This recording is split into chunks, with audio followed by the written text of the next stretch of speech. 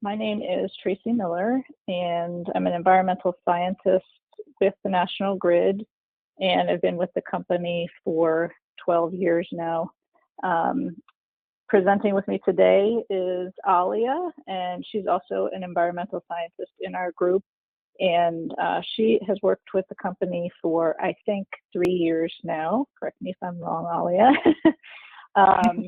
So today, we're just going to give an overview of really our plot selection and monitoring field preparation from our surveys from last year. And just a quick note before we get started on the details of that. National Grid has an incidental take permit and for Karner blue butterflies, frosted elfins, and the wild blue lupin. And we did that about 12 years ago, and we've been implementing that and the conservation measures since then. And our experience with that HCP and ITP is part of the reason why we decided to jump on the chance to join the CCAA. It's definitely more burdensome and costly. And I think in the end, both programs and ways of going about conservation are probably going to get us to the same place or about the same place. I just wanted to kind of mention that we do have some background in the sort of alternate way of doing this with the HCP. So the CCAA is very exciting for us. Let's see, next slide. Actually, probably 2 slides by now. Yep, next slide, please. Great. So National Grid, just very quickly, is an electric and gas company, and we operate in the United States in New York, Massachusetts, New Hampshire, and Vermont. Those are like little slivers. Right now in Rhode Island as well, but National Grid is in the process of selling that business. And also we are an international company and operate in England. The company is committed to operating in line with our core values. Those are doing the right thing, finding a better way, and making it happen. Joining a program like this is really all 3 of those things. And our vision as a company is to provide clean, affordable energy to all of our customers. And again, programs like this assist in that as well. We applied for and became a partner in 2020 to the Monarch CCAA, and last year we completed our first year of full monitoring. Next slide, please.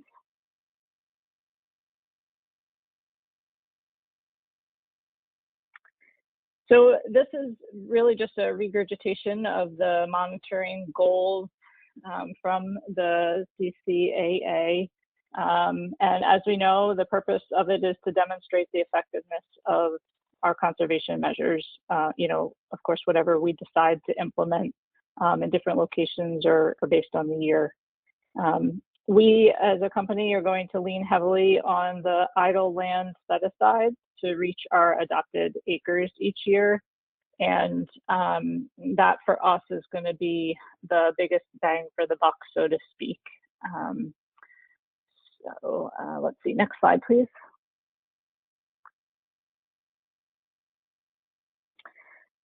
So just to get into the management and sampling protocols,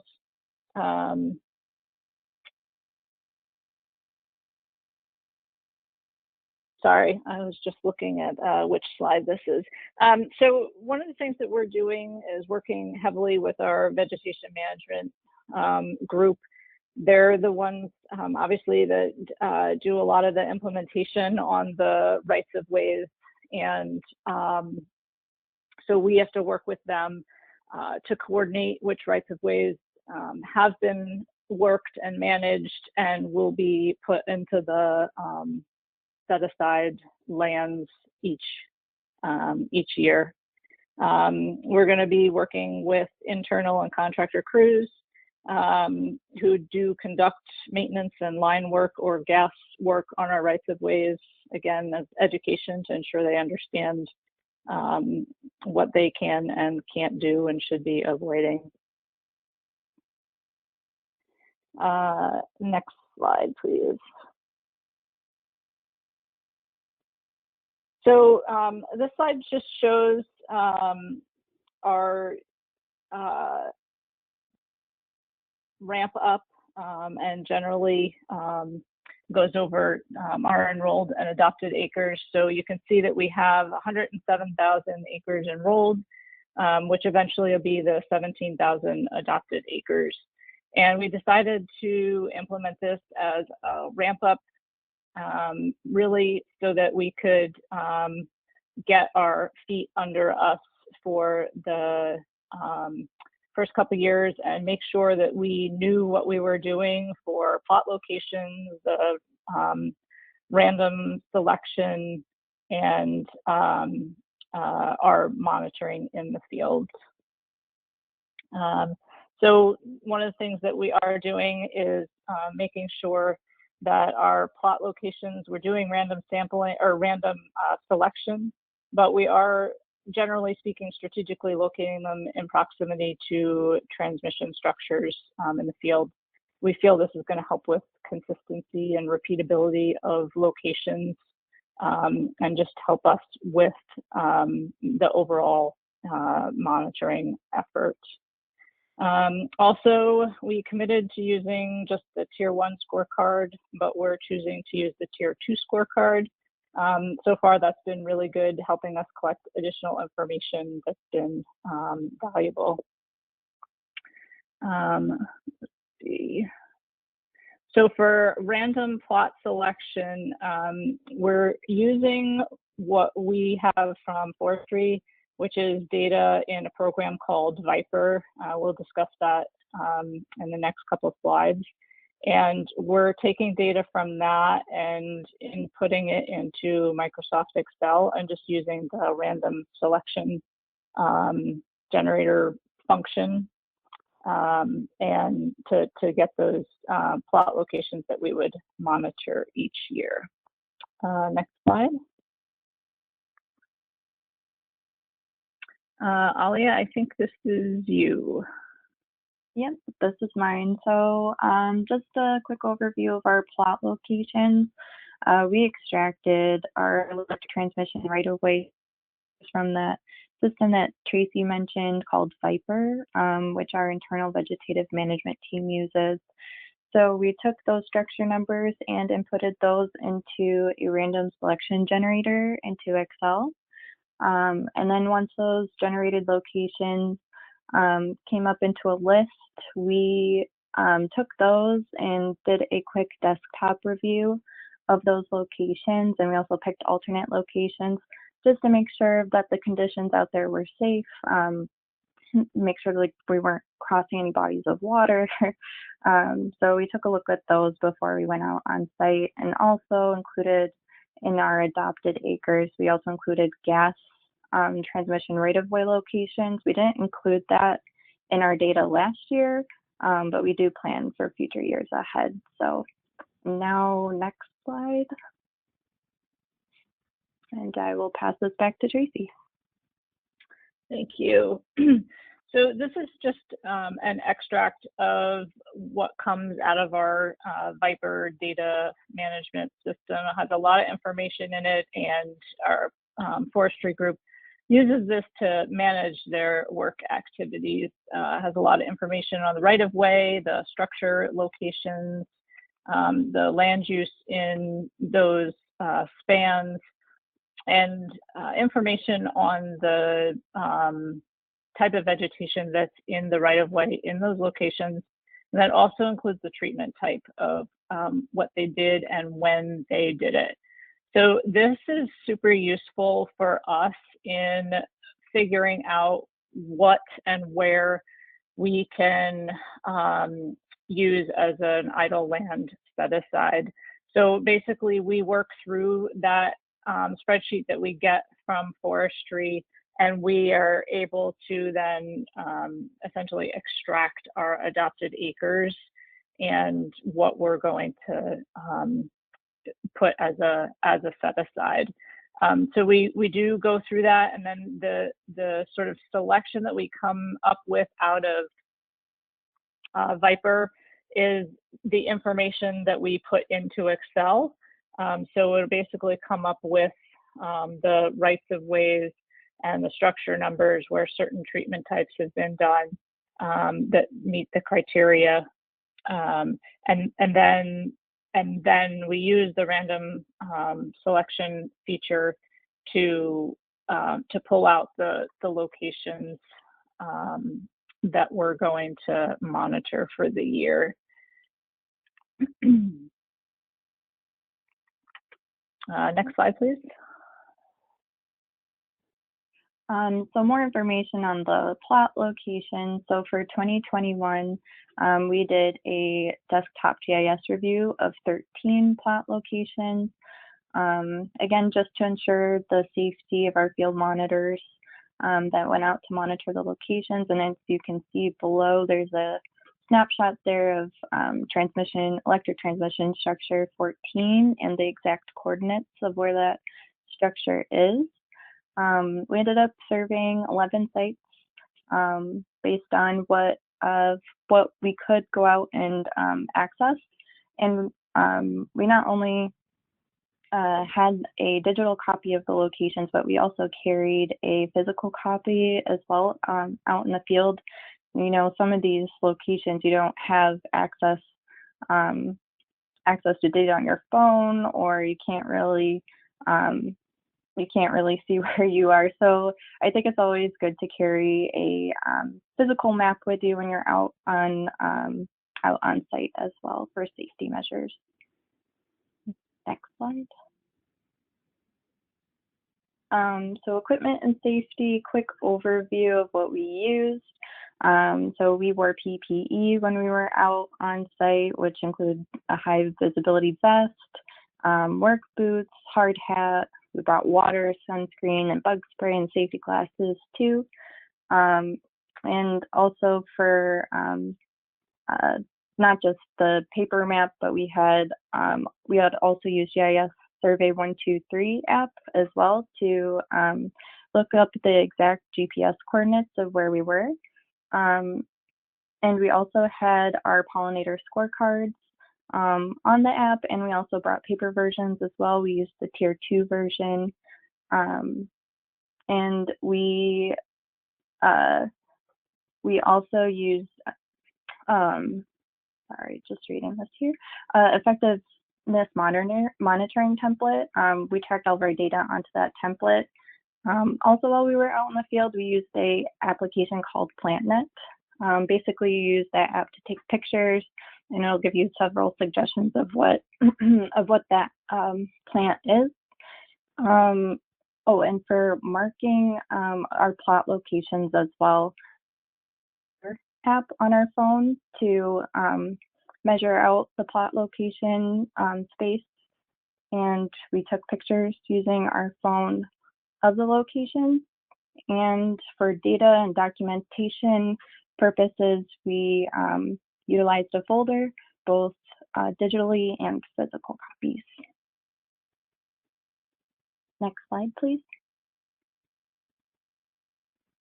So a quick overview of how we managed our data. Once surveys were complete, we verified that the sample plots were uploaded into Survey 123, and then we also scanned our Tier 2 forms into a folder that we have internally. So we created a shared folder within our team at National Grid, so anyone can pull that data in case it's needed. We utilized a ArcGIS Pro software to export the monitoring report summary for 2021, and we were given a free trial of that system. And then for future reporting, we will use a basic user status and then use a CCAA monitoring results calculator for future reporting. Next slide, please.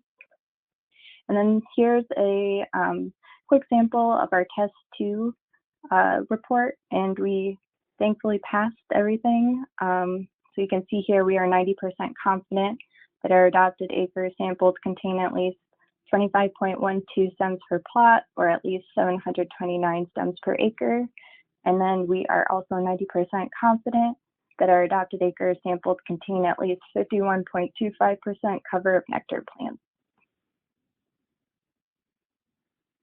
Next slide.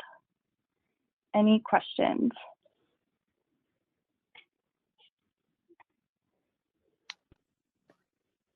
Sorry, I think we have a timed slide here. I'll pause it.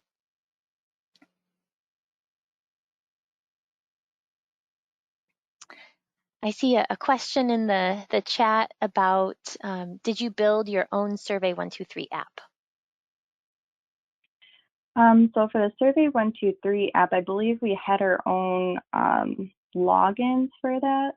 And correct me if I'm wrong, but I believe that there was the rights of way geospatial database was somehow connected to the Survey 123, so we were able to upload the scorecards and use our login names to go into there and then upload the data onto the Tier 2 scorecards, which then was connected to the database, and we were able to upload the data that way.